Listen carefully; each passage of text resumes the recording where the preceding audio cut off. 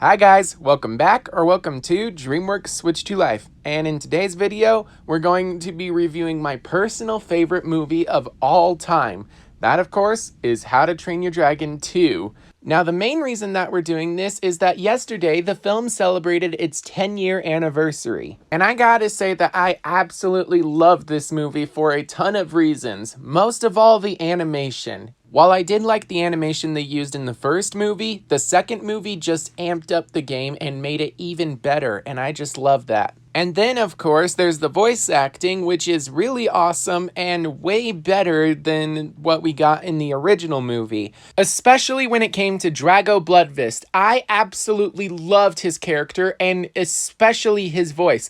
I loved how he could sound calm and collected, and at the same time, I loved it when he actually broke out in frustration and he yells, and I love it.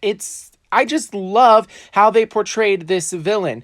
And honestly, in my opinion, Drago Bloodfist is one of the best villains that DreamWorks has ever made. I also really enjoyed the music, most of which is composed by John Powell, and it's really awesome. This was a definite step up from the first movie, which again had some really awesome music.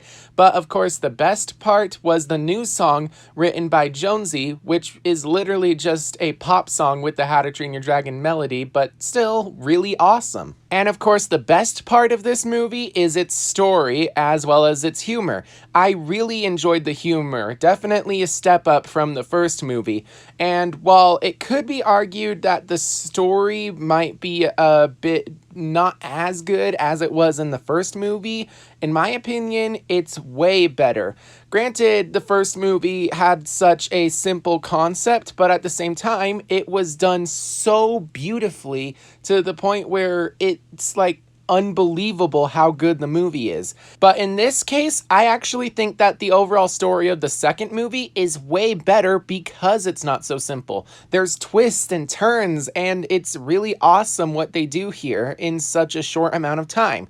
Granted, there are some parts where I kind of wish this movie was just a little bit longer, but at the same time, that would make it feel a bit dragged out. I already love the pacing as it is, and it's really awesome what they do here. So with that in mind, it's time to dive into the story. So the film takes place 5 years after the original movie when Hiccup and Toothless became friends. And during that time, Hiccup has grown and, hit puberty, and he's matured into a 20-year-old man who is ready to take over as the next chief of Berk.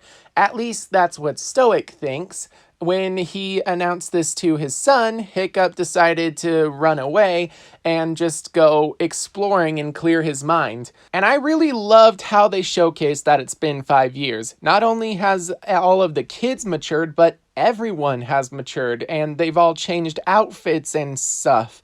Not to mention the fact that Berk itself has changed to accommodate dragons. Dragons are literally everywhere, but instead of being a war or chaos, it's organized, and there's a system to the madness, and that's really awesome, and it's cool that we see that. I also really enjoyed the sport of dragon racing. That was really fun to watch, and honestly, it makes me want to play it really badly. I don't know, I'm not really a sports guy, but this is probably the one sport that I will compete in, no questions asked. But anyway, since Hiccup went off to explore, he didn't participate in the dragon racing, and Astrid goes off with Stormfly to go and find him and Toothless, and when she does, they all discover a new location where there's a bunch of dragon hunters who were attacked by a giant dragon that can shoot ice blast, who is led by a fellow dragon rider, at least according to the dragon hunters. But it turns out that the riders of Berk have never even met this strange rider. But of course, the dragon hunters are still dragon hunters, and they reveal that they're working for a big bad villain named Drago Bloodfist, who it turns out that he had an encounter with Stoic the Vast before, causing Stoic to absolutely fear this man. But Hiccup, he has a weird sense of optimism. If you've seen Race to the Edge, then it's actually a little bit weird why he has this optimism. But if you haven't, then in Hiccup's eyes, he actually sees that Drago views the dragons as monsters, and he doesn't realize that there is an option for peace, and he wants to prove to Drago that there is that option. But if you have seen the Dragons TV shows, which take place before this movie, you will know that Hiccup has faced off against a bunch of bad guys, including but not limited to Alvin the Treacherous, Dagger the Deranged, Vigo Grimborn and his brother Riker, and quite a few others. But at this point, most of those bad guys have actually been redeemed, including Alvin, Dagger, and Vigo. All three of those guys have had some kind of redemption arc where they've actually managed to stop viewing dragons as monsters and instead as allies. And he wants to do the same thing with Drago Bloodfist, despite the fact that Drago actually doesn't even consider the dragons as monsters. He considers them tools that he can use to create a dragon empire where he rules the entire world with an iron fist. And I really don't understand why Hiccup is so optimistic that he can change Drago, because for as many villains as Hiccup encountered and redeemed, there are villains who were straight up evil and did not get redeemed. And even Stoic, who didn't really consider most of the dragon hunters in the TV shows as threats, considers Drago to be an extremely major threat and one that requires a lot of war preparation. So, Hiccup and Astrid end up turning themselves into the lead dragon hunter from before, Eret, son of Eret, so that they can be brought to Drago Bloodfist, at which point Hiccup will try to change Drago's mind. But then Stoic swoops in, rescues Hiccup, and then Hiccup just goes off on his own, and he's frustrated that Stoic won't let him do things his own way.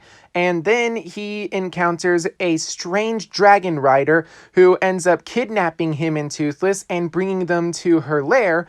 And it turns out that this dragon rider is actually Hiccup's long-lost mother. Throughout the movie, we see how similar these two actually are, and we see them bond over their love of dragons.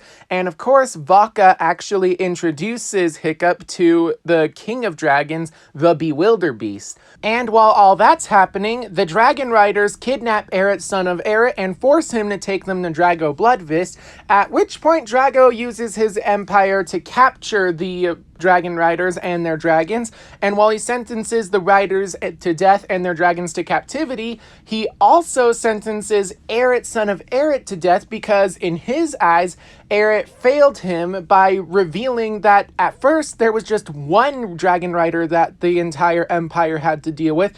Now it's an entire island of dragon riders, and so he sentences Eret to death. At which point, Eret manages to help the dragon riders escape, at which point they go and collect their dragons, and at the same time, Gobber and Stoic are actually on their way trying to track down Hiccup, who again ran away. Then they find him and try to rescue him, but then it's revealed that he doesn't even need to be rescued, and the person who kidnapped him was actually his own mother. And I really loved the scene with the reunion. I love how Vaka is so scared of what Stoic will think of her for abandoning him for 20 years, forcing him to raise Hiccup on his own. And yet, all Stoic does is, "You're as beautiful as the day I lost you." It really showcases that Stoic had absolutely no hard feelings. This whole time, he was just so happy to finally have his wife back. And that's really awesome.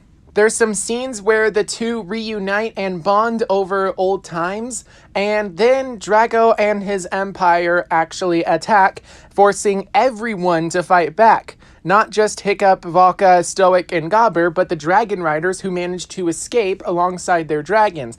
All of them fight back, and eventually Vaka ends up bringing out the Bewilderbeast, the king of dragons, to help in the fight.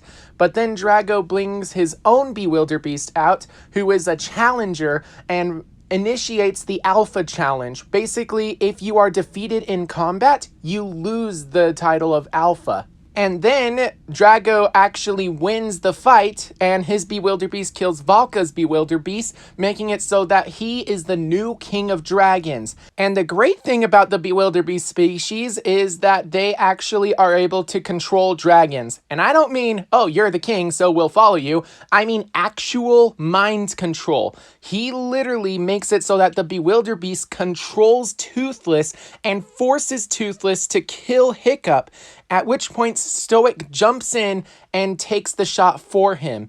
And thus, Stoic actually dies, killed by Toothless, who was controlled by the Bewilderbeast, who was controlled by Drago. I absolutely loved this scene. It's extremely sad, and to be honest, this is literally the first time I ever cried in a movie theater. And that's really awesome. I loved how this movie pulls at my heartstrings.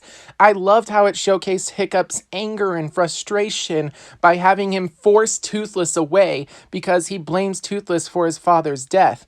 But, of course, Toothless isn't responsible, Drago is. And when Drago actually takes Toothless and the rest of the dragons off the island so they can attack Berk, Hiccup actually regrets his decision. But I love how the movie actually takes the time to showcase Stoic's funeral. I absolutely loved this movie because, in my eyes, correct me if I'm wrong, but this is the first kids movie that actually showcased a funeral. Sure, we see plenty of characters die, especially in Disney movies, but this was the first time I can remember where we actually have a funeral for a character, and that's really awesome. I love how mature this movie is, and it honestly, even though this scene is extremely sad, it's the main reason why this movie is my favorite movie of all time. I'm sorry, I needed a breather before I could continue. Anyway, the movie continues with Hiccup and the Dragon Riders grabbing a bunch of babies who happen to be the only dragons in the world that are immune to the Bewilderbeast's mind control because babies don't listen to anyone. So, Drago and the Dragon Riders show up to Berk, at which point Hiccup ends up trying to get the Dragon Riders to fight against Drago and his dragons, while Hiccup sneaks in and tries to separate Toothless from Drago. But of course, Toothless is under mind control, so Hiccup has to break through, and he actually does. And I absolutely loved this scene because it showcased how Hiccup actually forgave Toothless for killing Stoic, because it was not Toothless's fault. And despite that, Hiccup still decides to call Toothless his best friend, proving that friendship overcomes all. The bond of friendship is stronger than the Bewilderbeast's mind control, making it so that Toothless can actually be free to fight against Drago and the Bewilderbeast. And thus Hiccup and Toothless actually work together to take on Drago Bloodfist, at which point they almost end up dying, but just as they're about to, Toothless enters Alpha Challenge mode, which is really awesome. I absolutely loved this evolution. So Toothless challenges the Bewilderbeast and actually wins, despite the fact that the Bewilderbeast is a dragon 1,000 times his size. And the reason he wins? He does it all to protect Hiccup.